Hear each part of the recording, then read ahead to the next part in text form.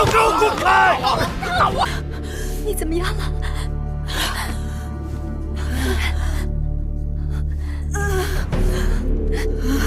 夫人，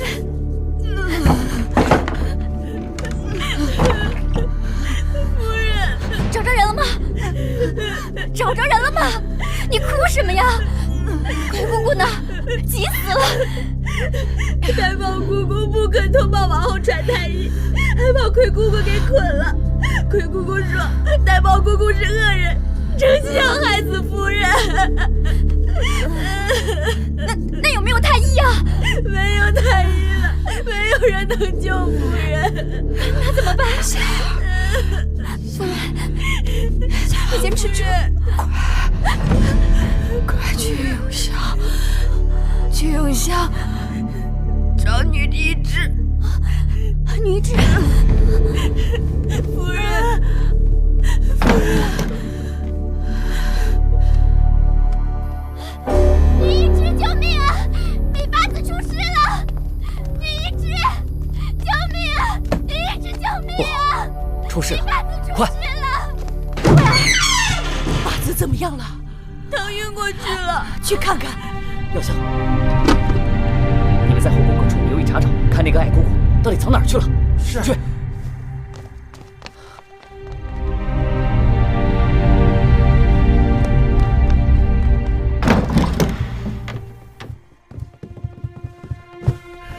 大王，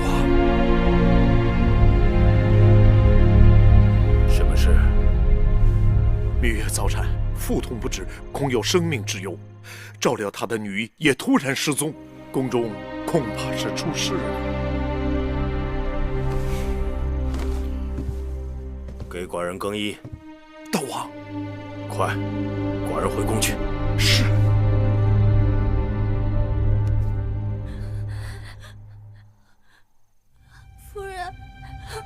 夫人，你快醒醒啊！智姑姑在这儿呢，我跟慧儿也在这儿呢，我们都等着你把孩子生下来。夫人，快醒醒，快醒醒啊！夫人，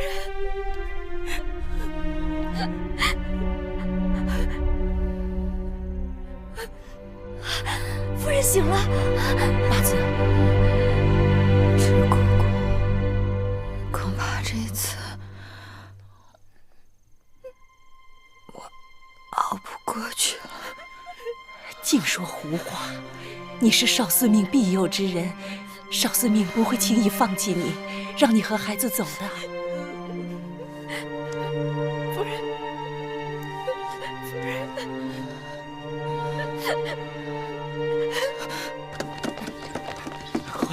快加快脚步！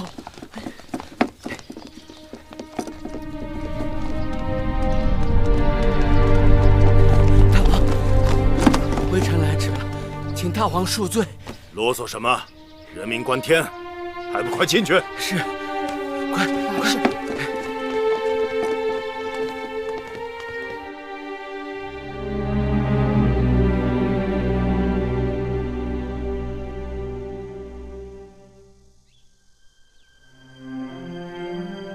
姑姑，大毛姑姑不好了！大毛姑姑不好了！大王回来了！刚刚有人看到大王带着人往米八子的住处去了，其他各宫的夫人也都赶来了，还有太医。嘿，小声点！大王怎么会知道消息的？谁给他通报的消息？谁还顾得了这些啊？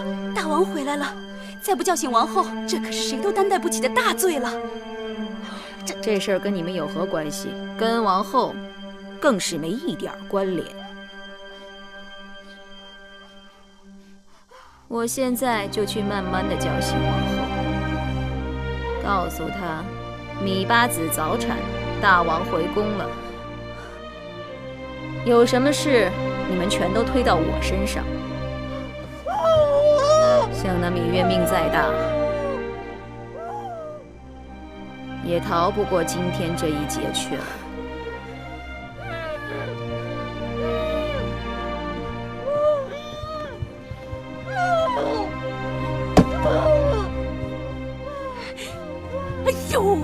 姑姑啊，这可真怨不得我们呐！千万别怪罪我们啊！快姑姑，快姑姑！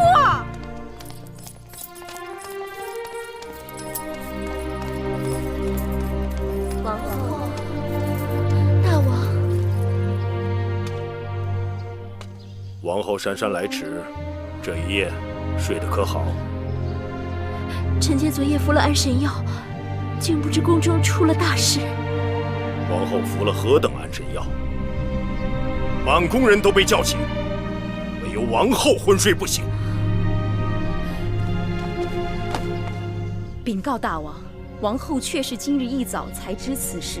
今日公子当患病，王后照顾公子，一直不曾睡好，所以奴婢才给王后服了9息安神丸。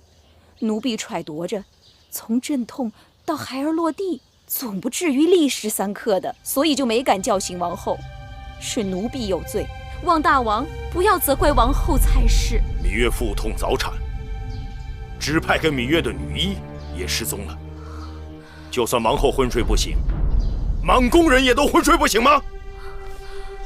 大王曾经说过，指派臣妾照顾芈八子。芈八子虽然没有住进长宁殿，但臣妾对芈八子仍有义务。臣妾失职，臣妾也难逃疏忽之咎，望大王恕罪。芈八子的侍女叫嚷的满宫都听见了，臣妾本有心过问，可是听说芈八子派给王后报信的姑姑被关押起来了，臣妾也就没敢再过问了。王后，啊，这又是怎么回事？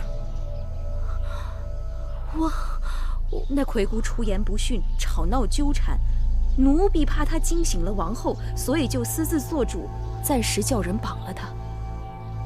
这么说，寡人的后宫不是由王后来执掌，倒是叫一个贱奴来执掌。大王，把这贱奴叫永巷县打20棍杖，待寡人理清了缘由，再做打算。大王，启禀大王，芈月怎样？芈八子情况只怕不好。芈八子属于热伤冲任，破血妄行，胎动不安，又因胎儿位置不正，对于即将临产的芈八子来说，凶多吉少。你说什么？凶多吉少？前几日，臣发现芈八子脉象有些异常，就专门用了续断、桑寄生、菟丝子、白术、黄芪等几味药，又对照顾芈月的爱姑姑打了招呼，让她细心照料，但是竟然毫无作用。待微臣问过爱姑姑，或许能略知一二。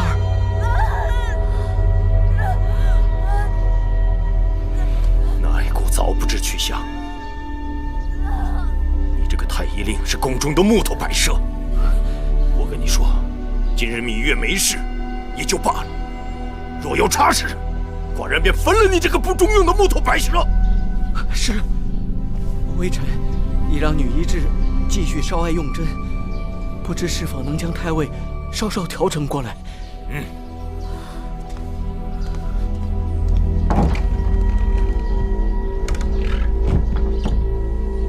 把这个贱奴拖下去。大王，戴毛姑姑年事已高，做了糊涂事，是臣妾疏于管教，求大王宽恕姑姑，责罚臣妾吧。王后此刻才来引咎自责，是否太晚了？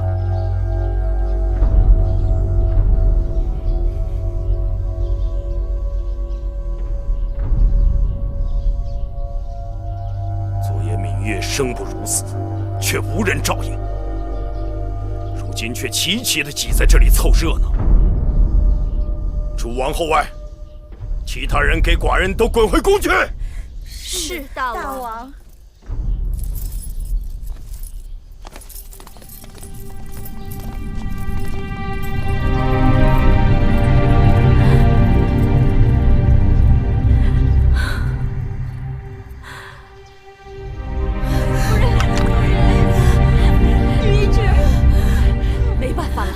眼下要想把孩子生下来，只能靠他自己了。八子，醒醒，再努把劲儿！想想你娘亲，想想君。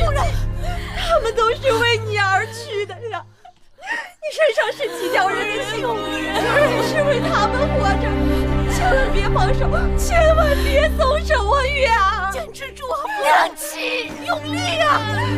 好，好，夫人，好，用力啊！八字，用力，用力呀！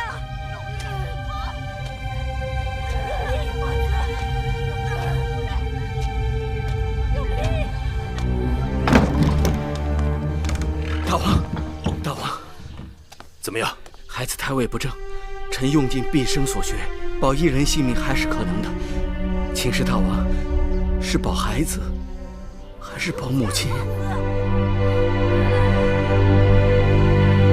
当然要保。保母亲。自然是保母亲。是。你听见了吗？夫人，大王说要保住你，保住孩子的母亲。八子，不要管我，保孩子，保孩子。不，月儿，你使劲啊，坚持住啊！快拿些鹿茸和人参来，让八子含上。月儿，这不能生，就看他的命了。使劲，姑姑，给那个水拿来。月儿，拿水去。快拿水！快点去拿水！坚持住！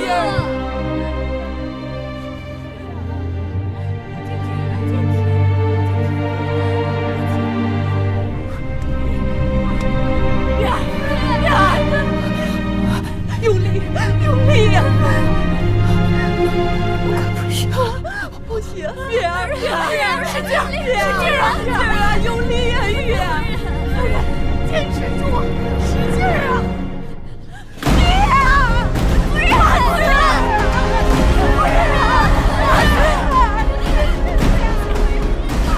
让米八子再撑一把力气，告诉女一志，她百会穴，快，一定要快！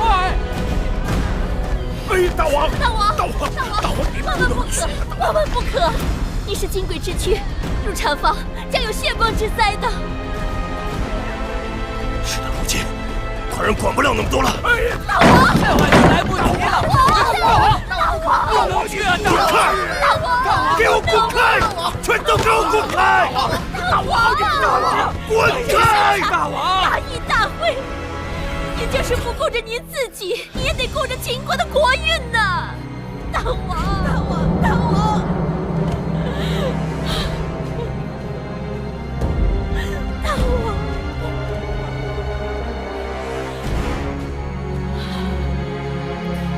芈月，你这个小丫头，你不能死！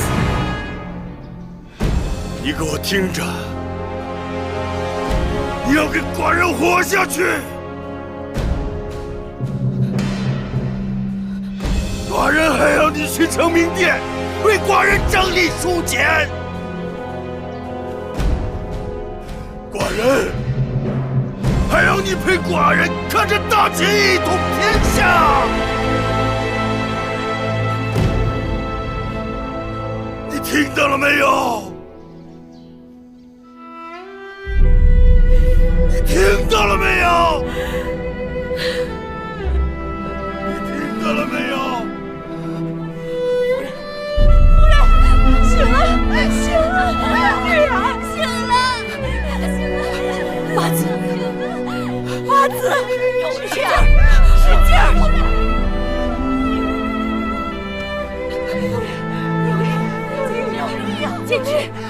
坚持啊！听我的，吸气，1、2、1、2，八子，使劲儿！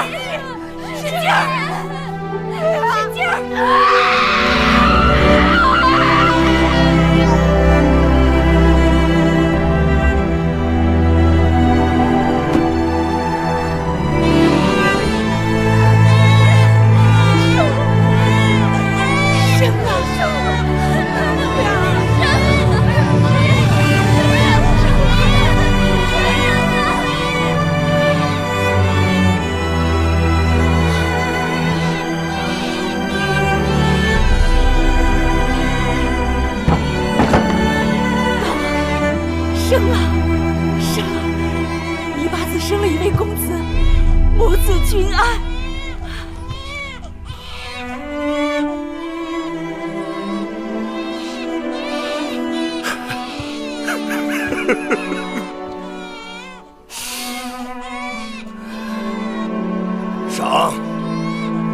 赏女一智和太医令，重赏。谢大王。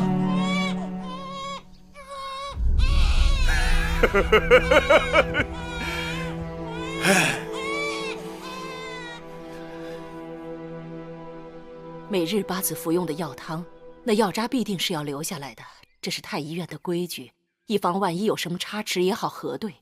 可为什么找遍了整个院子都找不到呢？从草药到药渣，爱姑姑从不让我们插手。爱姑和我们也算是几十年的相识了，我真不敢相信她会害月儿。智姑姑，智姑姑，智姑姑，你快看，这是不是药渣？没错，在哪儿找到的？在柴房的柴堆下面。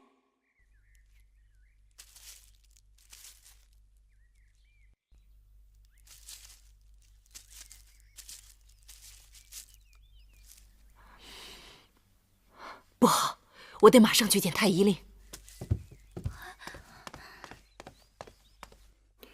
女一智，此事你能确定？奴婢不敢有半句谎言。太医令开的安胎药确实被人动了手脚。经查证，那人不仅在安胎药的成分和用量上做了文章，还在里面添加了一味害人之物。是什么？在被找到的药渣里，发现了大量的水蛭。那东西是破血清瘀的良药，但怀有身孕的女子是万万碰不得的。胆大包天！因为那爱姑与奴婢一样，都是王后陪嫁带过来的女医，奴婢以为是可依赖之人，举荐她照顾八子，谁知她竟包藏祸心，奴婢有罪。臣用人视察，请大王责罚。好了，念你们二人昨日救护芈月和王儿有功，算你们功过相抵吧。谢大王开恩。寡人还有一事要问你们两人。王后那安神丸是怎么回事？王后用的安神丸是楚国南蛮之地的秘方，对此药，女医智应当更清楚些。这种秘药的确有迅速催眠、令人昏睡不醒的功效，但长期服用却是伤身的。想来王后本人可能并不知情。好了，你们下去吧。是。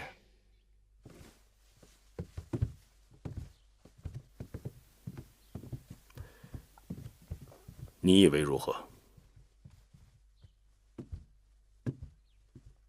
大王不必问老奴，依老奴看，大王心中早已有数。戴瑁是王后心腹之人，那爱姑又是被戴瑁指使。寡人宁可相信王后并没有害人之心。王后若被蒙在鼓里，那安神丸定是戴瑁为了自己主子开脱的手段。大王说的甚是。可惜那爱姑还没有抓到。大王尽管放心，既然已经全城通缉，他跑不到哪儿去的。不管怎样，凶犯是王后的人，王后仍有失察之过。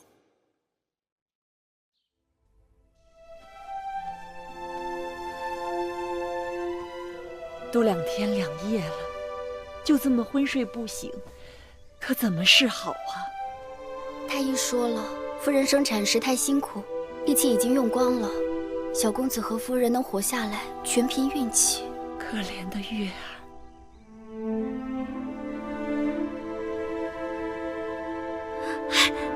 夫人醒了，夫人醒了。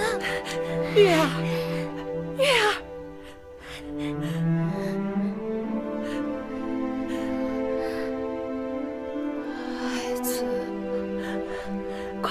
让奶娘把小公子抱来。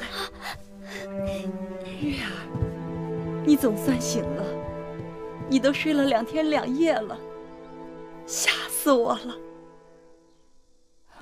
大王，每日都来，还有王后，其他嫔妃啊，也不时派人过来打探，还送来了礼物。樊长史还送来了一套小被褥给小公子，那针线好精巧。八子，你看，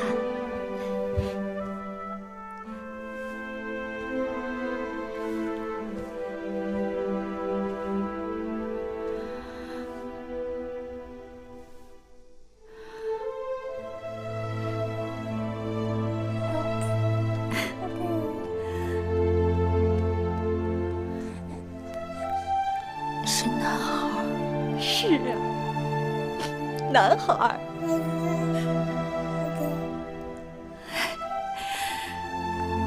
男孩好，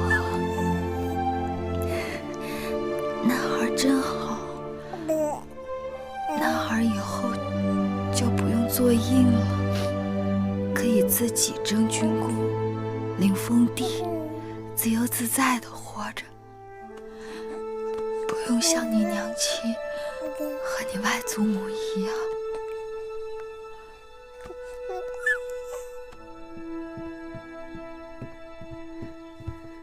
王后，听说爱姑姑被抓了，关进了永巷，还没用刑就什么都招了。她说这一切都是玳瑁姑姑谋划的，玳瑁姑姑要她下药害芈月和芈月肚子里的孩子，为此给了她许多财物，还许给她在楚国的家人很多好处。姑姑好糊涂。大王看了口供，雷霆震怒，说什么？大王说，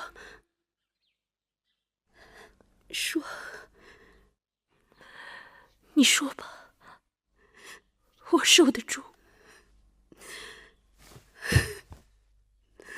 大王说，玳瑁姑姑恶疾祸淫，所以要被枭首示众。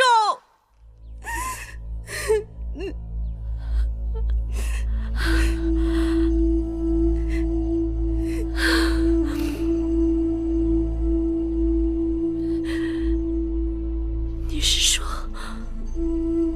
玳瑁姑姑要死了？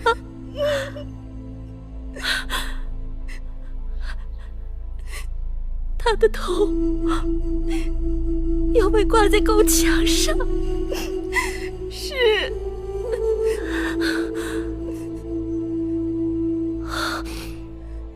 我要去救姑姑，一切祸事因我而起，姑姑生死攸关，我要去救她。王后，可是大王已经下旨，眼下谁都救不了姑姑了。不，有一个人可以，只有他肯说话，一定可以救得了姑姑。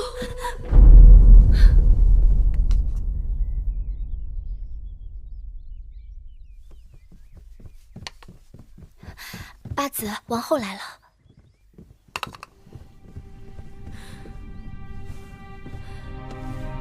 姐姐，你们都出去，我与妹妹有话说。出去吧。是。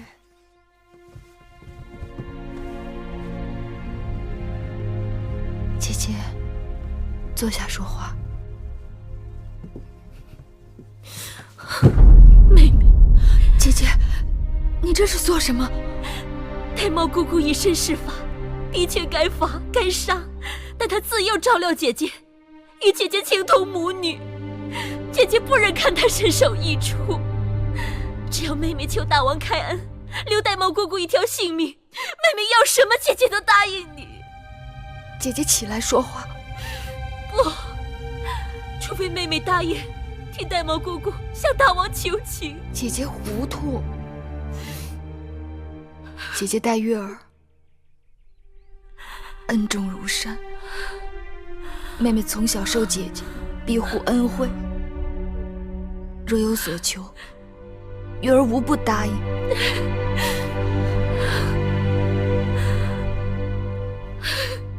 但玳瑁不同，他为非作歹，刑罚不容，更何况他是百毒之源，他日日夜夜言辞蛊惑，离间你我姐妹情谊。他为鬼为欲，最终害人害己。姐姐救他是饮鸩止渴，戴帽去了，那是姐姐的一大幸事。姐姐不该为他说情，我更不该留他。这不仅是为了我自己，更是为了姐姐的缘故。不用说那么多，总之，你是不肯除恶务尽。芈月不能做违心之事，哪怕姐姐这样低三下四的求你，我求你了。姐姐是明理之人，戴帽罪孽深重，天地不容。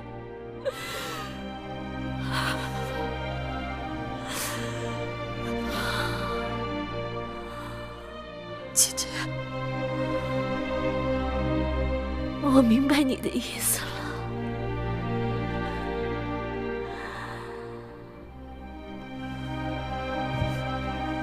姐姐，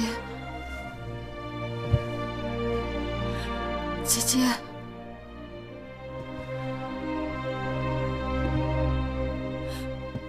姐姐，姐姐。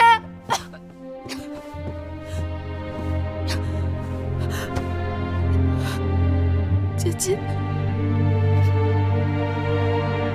不要怪我。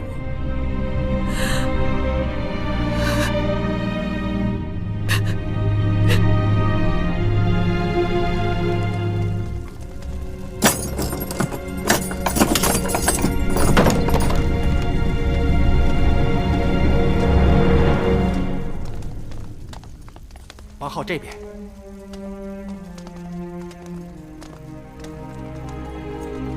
这边，打开。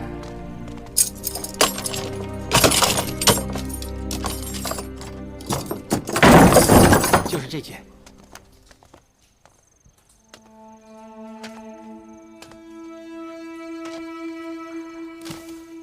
姑姑，珍珠、珊瑚，你们两个死丫头，怎可把王后带到这种地方来？姑姑恕罪，姑姑不要怪罪他们，是我一定要来的。王后金枝玉叶，万万不该如此任性。戴帽是有罪之人，已经连累了王后。从此，王后不要再跟戴帽有任何瓜葛。姑姑快起来，姑姑怎能说出这样的话？姑姑是母后身边最亲近的人，母后将姑姑指派跟着我来到秦国，就是把母后的爱一并带过来。在秦宫，无论经受多少周折，哪一次姑姑不是为了我受苦？如今又身陷牢狱，姑姑看着你长大，你是姑姑的心头肉啊。王后只要告诉我，那个孽障到底被我除掉了没有？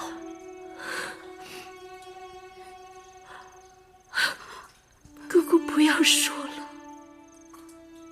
姑姑落此地步，为的就是这一个念想。你快告诉我，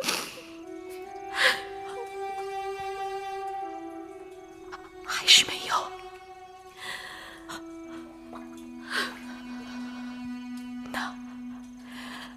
那孽障的孩子呢？至少那孩子被除掉了吧？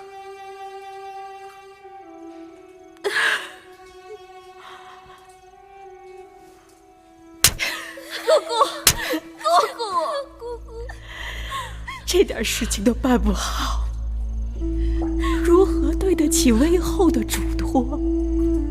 如何有颜面去见威后啊？姑姑糊涂，你若能放芈月一马，我们在宫里与时再忍一忍，总能与她相安无事，何苦要搭上自己的性命？王后打算息事宁人，可那芈月绝非是省油的灯。王后莫不是忘了，临来秦国前，魏后给王后讲的预言，八星出世，当主天下大变。那个芈月是要抢你王后和我们荡儿的太子位分的，他就是要抢走本归属于你的所有东西。奴婢怎能袖手旁观，容他得逞啊？可是我不能没有姑姑。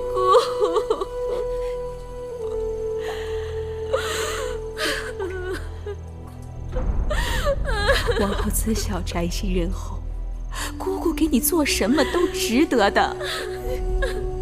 但若不是王后心肠太软，一次次的阻止我下手，或许我们早就除去了那个心头大患。不怕王后怪罪，就是怕你从中作梗。姑姑这次才狠心给你服了安神丸。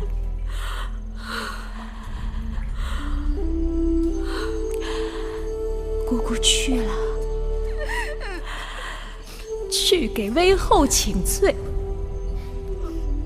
以后护不得你跟荡儿周全了，凡事都要靠自己。不，姑姑。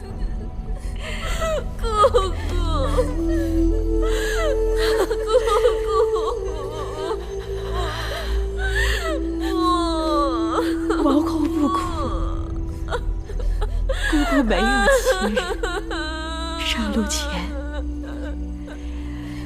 有王后为姑姑送行，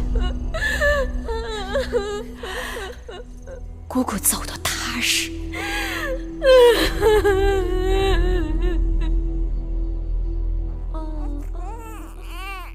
你失血过度，那红枣精米是要天天喝的。补血养颜，薏仁米也是很好的。多谢姐姐们挂念。八子，大王来了。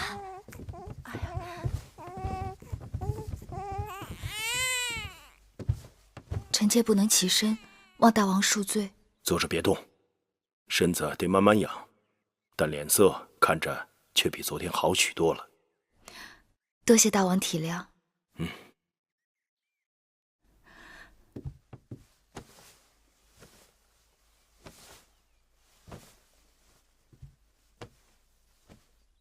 这孩儿懂事，很少哭闹。今日他还对臣妾笑了呢。他知道来到这个世间有多不易，这孩子也是命大。大王，给孩儿赐个名字吧。就叫继儿吧，蜀冀同路，河马书脉，五谷丰登，乃令国家兴旺。继儿，继儿，臣妾喜欢这个名字。好，多谢大王。恭喜八子。大王起的名字确实很好。蜀冀同路，五谷丰登，听起来很平凡，实际上寓意很深啊。祭者，社稷也，在朕在肃，实为后稷。荡之名是为了纪念商王成汤，祭之名是为了纪念周王始祖后稷。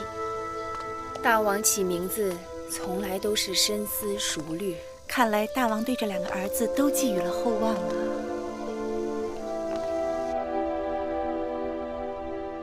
果然知道，你让他们都下去，定是有话要说。芈月要求大王开恩。你是在为谁求情？芈月知道这次自己和继儿凶险异常，但请大王不要将此事迁怒于王后。凶犯是王后身边人，王后必须要有所担当。再说，这安神丸来得有点蹊跷。玳瑁是罪有应得，但此事连累了王后，芈月却要为姐姐抱不平。王后一向心慈手软，服用那安神丸也是玳瑁故意所为之。明明是受害之人，却要受大王的责罚，姐姐心里必定会觉得委屈得很。你一点儿都不觉得王后跟此事有关系？芈月知道姐姐的为人。好吧，既然你为王后开脱，寡人自然要给你这个面子。不是芈月面子大，而是因为大王是明君，多谢大王。小丫头，你也学会了阿谀奉承了。姑姑的头还在城墙上挂着。是，大王此次也太过分了，为了一个芈月，连王后的面子也不给。大胆！这话也是你这身份的人说的。王后恕罪。大王这么做，不是为了我，也不是为了芈月，是为了整个后宫。大王是要以成世界，但姑姑却是为我死的。那城墙上挂着的，也是我的头。王后，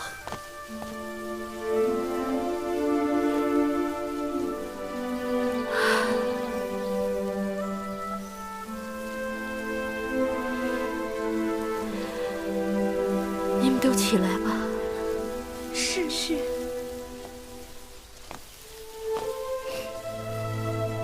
听说大王给芈月的孩儿起了个名字，是，给那孩子取名叫季。听大王说，蜀季同路，荷麻疏脉，五谷丰登，乃令国家兴旺。是啊，五谷丰登是个好名字。此刻夜静无人，我特意把你们叫来，是有话对你们说。前些日子，我和姬儿死里逃生，全靠你们以命相搏，芈月自然感恩怀德。夫人待我们亲如姐妹，夫人有难，我们岂能置身事外？想那爱姑姑与我无冤无仇，却下毒手害我。她害我，一是因为贪财，二是因为家人在楚国受到挟制，所以我想到了你们。你们在我身边多年，若有父母兄弟在楚国受人挟制，尽管把他们的名字报给我，我托人把他们赎出来，也好叫你们就此安稳。奴婢本是南越夷狄，族灭以后就只有我们兄妹二人。夫人若能赎回我哥哥，奴婢从此再无顾忌。我家是奴籍，年幼时旧主人家落了难，我一家被分头卖出，如今已记不得谁是谁了。做奴婢的，若不是自己得势了，记得亲人回去找，谁会记得我们这些微贱之人有无亲眷？做奴婢的也是人。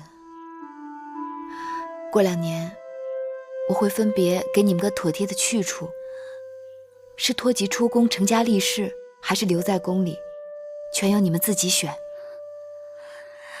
奴婢愿为夫人效死。起来吧。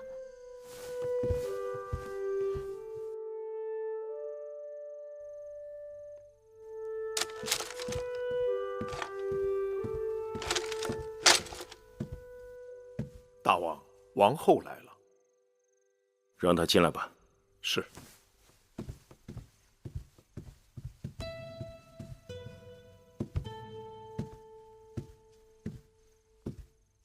大王，坐。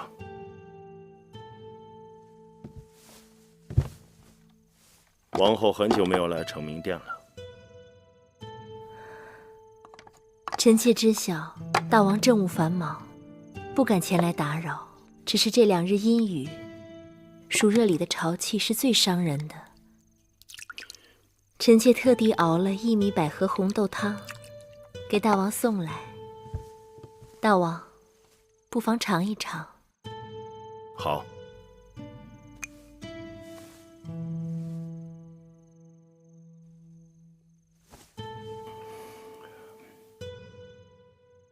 汤不错。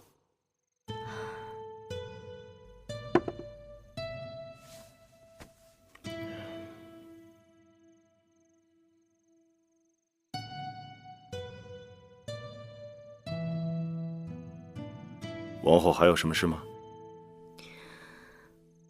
自从芈月产子，大王很少来交房殿了。你知道寡人忙。大王没有深究臣妾的过错，臣妾感恩戴德。祸乱之首，已按宫规处置。但愿后宫从此不再多事。臣妾明白。你明白就好了。还有一事，臣妾要向大王禀报。说。景氏有身孕了。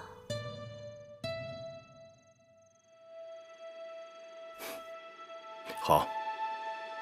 景氏是你的应试，你替寡人好好照顾她。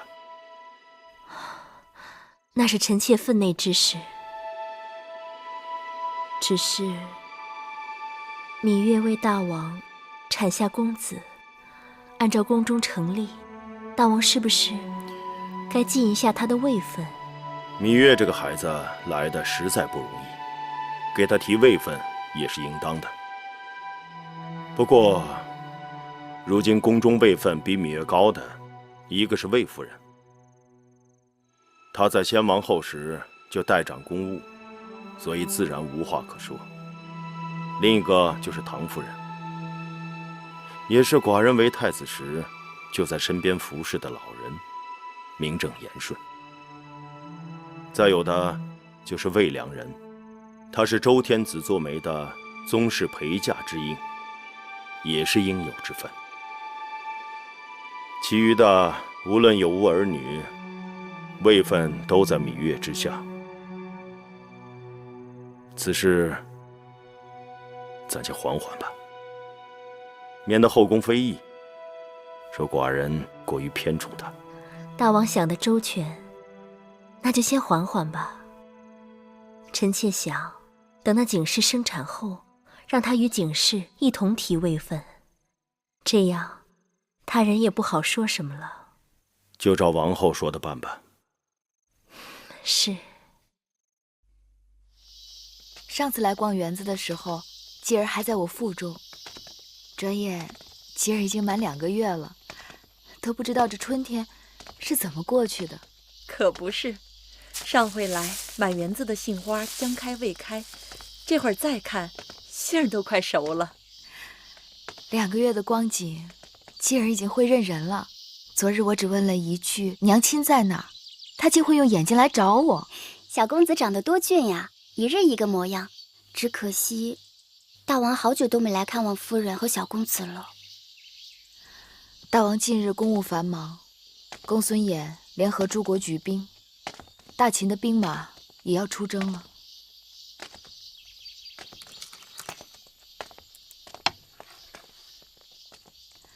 魏姐姐，八子，魏姐姐，八子在宫中静养多日，今天也有兴致出来走走。整日躺着，身子都躺软了，若再不出来走走，这心里头要添病了。八子说的也是，心若舒畅，身子才会好得快些。姐姐是宫中围棋博弈高手，妹妹正打算着等身子好些后，要去姐姐宫里讨教呢。说什么讨教？妹妹若是要来，姐姐随时恭候好了。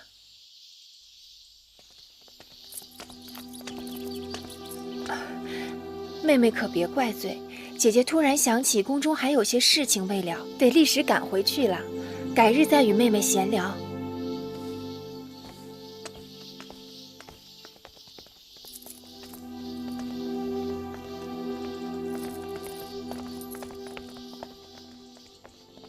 宫里原来是把我和王后看成是异党的，如今王后与我疏离，宫里人都躲避不及，唯恐卷入是非当中。戴瑁是王后的心腹，他把八子害得这么惨，照理说王后该逃不了干系。大王没有惩处他，就已经是法外开恩了。这话不可乱说。王后虽与我生分，但她并没有害我。戴瑁被枭首示众，虽说是罪有应得，但已是极刑，不该再怪罪王后。可惜王后听不到八子的话，她心里还不知道有多恨呢。八子仿佛是前世欠她的。我是欠她的。你们不知，当年在楚宫，我与王后的情分。时候不早了，我们也该回去了。出来这么久，也不知道继儿怎么样了。回吧，我也乏了。公孙衍已被五国败下，诸国都在调兵遣将，筹措粮草。一旦大军压境，战局将对我大秦十分不利。6国联军，公孙衍掌5国相印，看起来吓人，哈哈。只要我们应对恰当，他们终究是一盘散沙，攥不成拳头，不足为患。何以见得？齐王虽说是四处张扬鼓动，但并没有真正派兵加入。燕国与我秦国，既有联姻之意，又无利害之争，不会真心为敌。楚王、魏王一向自大，必定为争当盟主陷入不和。公孙衍虽为5国之相，但哪一国的国君又愿意拱手将自己的权力交给他呢？这不是一盘散沙是什么？只要我们集中兵力，狠打出头的，打退一国，其他各国必定争相逃命，不积自溃。对，有道理，说的是有道理。长子此话有理，但这场仗无论如何是要准备打的。寡人眼下不仅仅是担忧北面的诸国联军，还有西边的义渠人。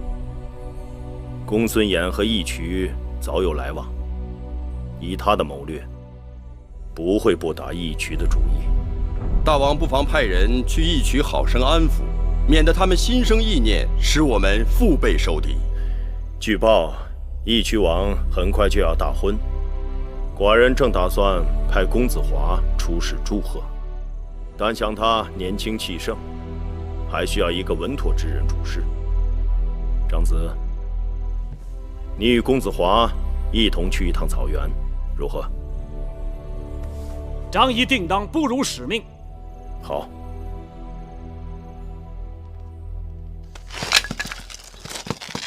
你去给我捡回。哦。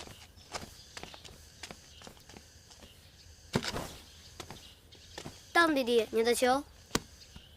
当弟弟，你玩累了吧？吃块糕吧。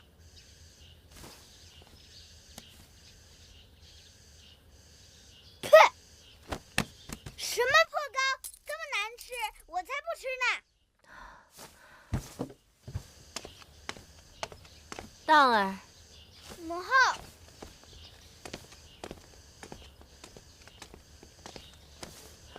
告诉母后怎么了？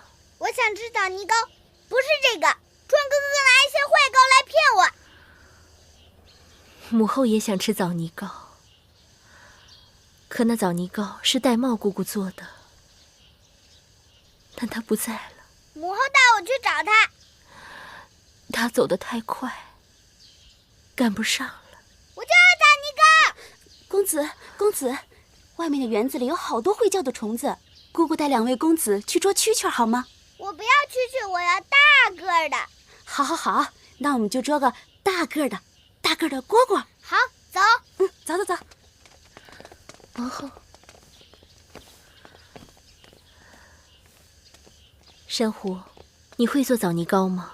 会是会，但是没有戴瑁姑姑做的好吃。姑姑给我留的那个匣子放哪儿了？我好好收着呢。拿出来，我要看一看。是。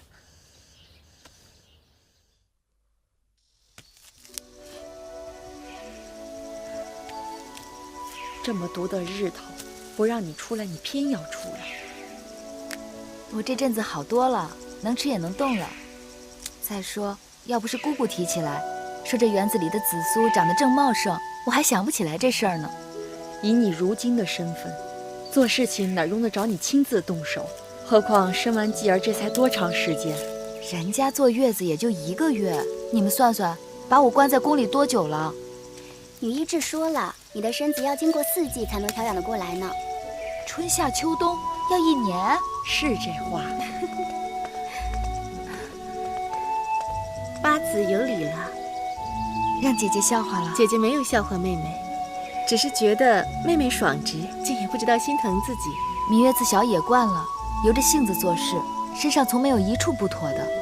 将我关起来，什么病都来了。出来走走也就罢了，怎么还弄得一手泥污？姐姐不知，这是消暑神仙草，是宝贝呢。啊？这野草如何个宝贝法？这草叫紫苏。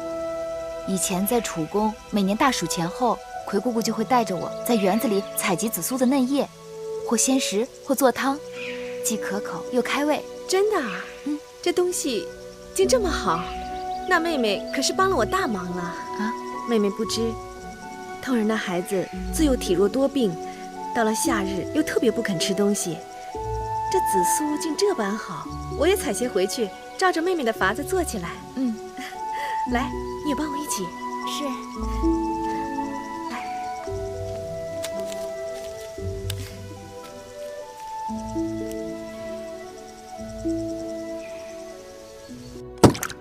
珊瑚，去跟膳房说，他们做的膳食一点也不合小公子胃口，让他们重做。是。你也是的，带当儿去园子里捉蝈蝈，一去就是2个时辰。当儿回来只喊头疼胸闷，一口东西也不肯吃。小公子的脾气，王后也是知道的。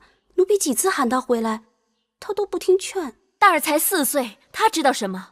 我让你跟着他，你是废物吗？奴婢知错了，王后恕罪。王后，什么事？芈八子来了。他来做什么？你还跪着？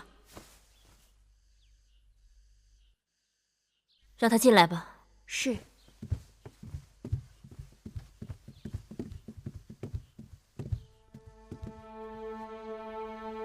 王后，妹妹身子还没好利落，不必多礼，快起来吧。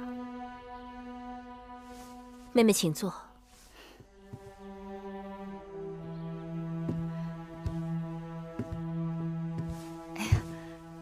姐姐还没有用膳吗？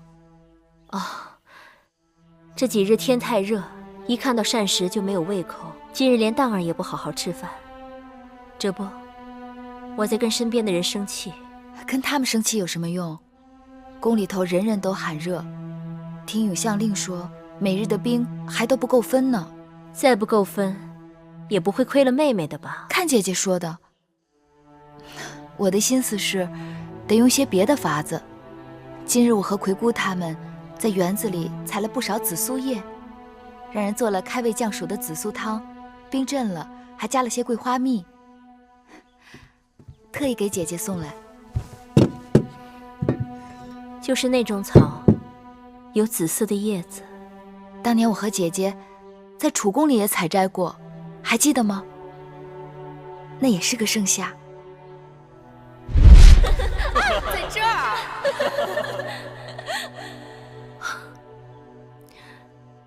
妹妹真是劳碌命，这些事情哪用自己亲自动手？你跟姐姐提，我即刻叫下面的人去做。我也是举手之劳，姐姐和当儿若喜欢，我明日还叫人送来。妹妹盛情难却，我只好坐享其成了。多谢妹妹。你我姐妹多年，若提谢字，那便生分了。如今我们都各自有了孩儿，妹妹希望当儿和继儿也能如我们当初那般，博士吹嘘，重视吹迟，兄弟和睦。那是当然。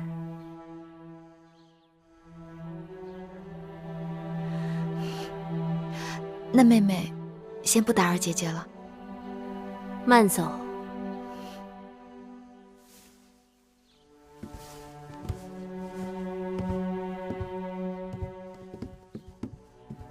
珍珠，是。把这罐子给我端走。可听宫里的人说，这紫苏汤解暑，真的是很好。何时我交房殿如此不堪，竟也要受他人施舍了？王后恕罪，奴婢这就端下去倒了。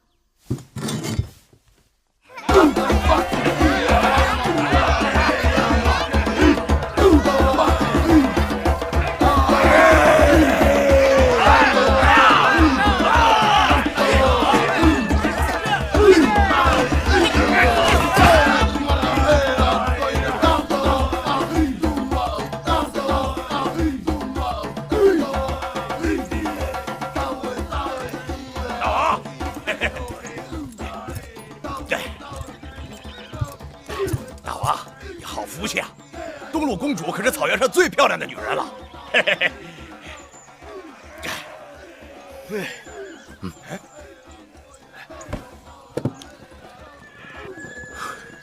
你看这东陆，长得可有几分像谁？像谁呀？眉眼，眉眼，眉眼，这眉眼不知道。笨蛋呐，像不像那个楚国公主？大王，你还想那丫头呢？哎呀，我知道，她早就成了秦王的宠妃了。哎，秦王眼光不错。哎，大王，忘了那个丫头吧，她不会回来了。就连当年偷羊的那小狼，都成长为草原上最勇猛的汉子了。他在哪儿呢？让他来跟我喝杯酒。外头摔跤呢。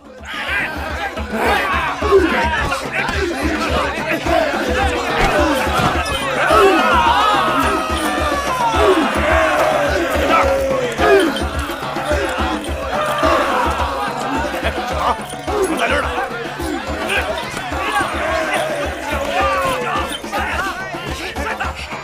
哎，摔他！好，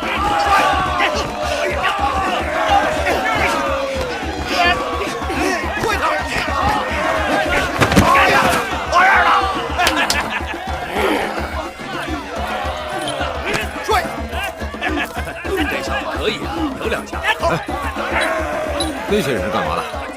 啊，他们是魏国来的，给大王贺喜的。哦，还给您准备了礼品呢。摔他！好样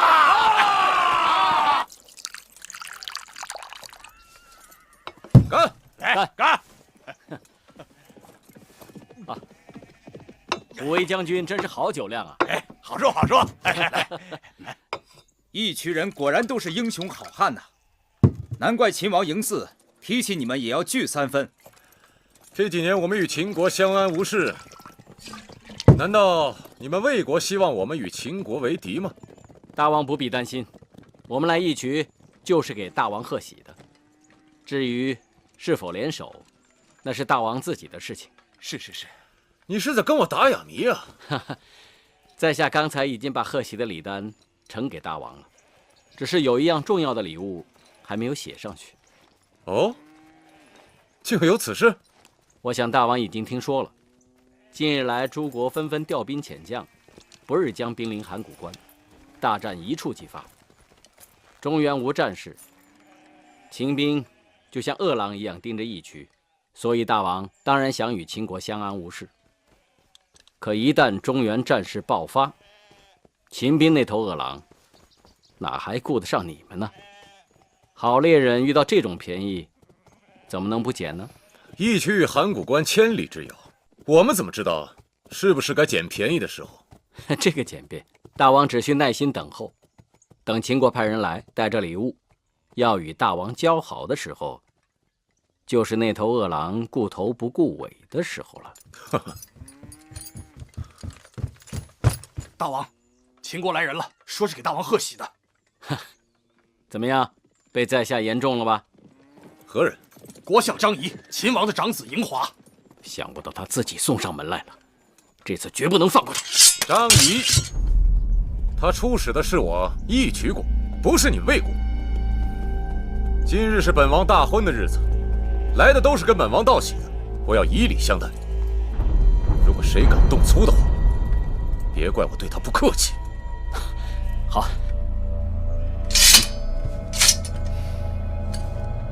去，请秦国的客人进来。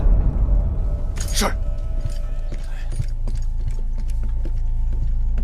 秦国张仪迎华，见过义渠王。免礼。这几位是？啊，那是魏国的使者来给大王道喜的。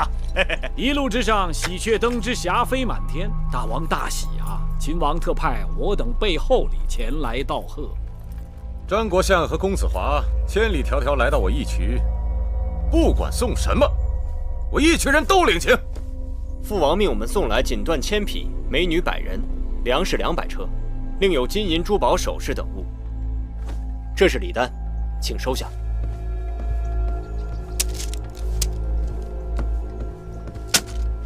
不知义渠王觉得这份礼够不够分量？果然是大礼啊！虽说是大礼，在下以为以锦缎之华贵，美女之妩媚，粮食之充足，珠宝之珍贵，为义渠王受之无愧。而我大秦言行不二，表里如一，送礼者与收礼人大和呀！黄鼠狼给鸡拜年，谁是黄鼠狼啊？谁又是鸡呢？好端端便张口辱主骂客，啊，如此粗俗无礼，笨嘴拙舌，上天不会因为这个把你变成正人君子的啊！大王，您这营帐里怎么会有这样的小人啊？你放肆！今日在这帐篷里都是我义渠的客人，没有什么大人小人。张国相，这次你们秦王为何如此大方啊？大秦与义渠休戚相关，俗话说得好，行须好办，住要好邻。秦王期望义渠能与大秦永结同心。是，我们算是不打不成交。除了当年因为新王后的迎亲车队与大秦有些过节，可这几年我们相安无事啊，是吧？哦，对了，你们王后那个妹妹叫……哦，芈月。芈月如今怎么样啊？回大王，芈月公主已为八子，在宫中深得秦王的厚爱。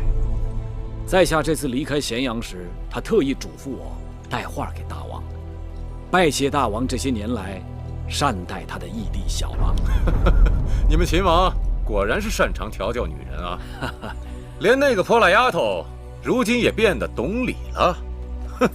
芈八子还拜谢大王，在义渠之时，大王对她护爱有加，临别时还赠了一匹骏马。靠女人拉关系，这算什么本事？又来了，大秦与义渠乃道义之交，说了你也不懂。草原辽阔，天空中偶有雄鹰翱翔，但也会有顽劣之鸟飞过。张仪听说这几日草原上来了些奸诈小人，搬弄是非，妄图离间义渠与大秦之间的兄弟情分。对待这样的人，大王您得多提防啊！张仪，你以为你算个什么东西？竟敢在义渠王面前摇唇鼓舌！你可知道，公孙先生已经手握5国相印，调兵遣将易如反掌，灭你大秦如囊中取物。只要先生跺跺脚，你张仪的荣华富贵就会灰飞烟灭，秦王的江山顷刻间就会化为乌有。是。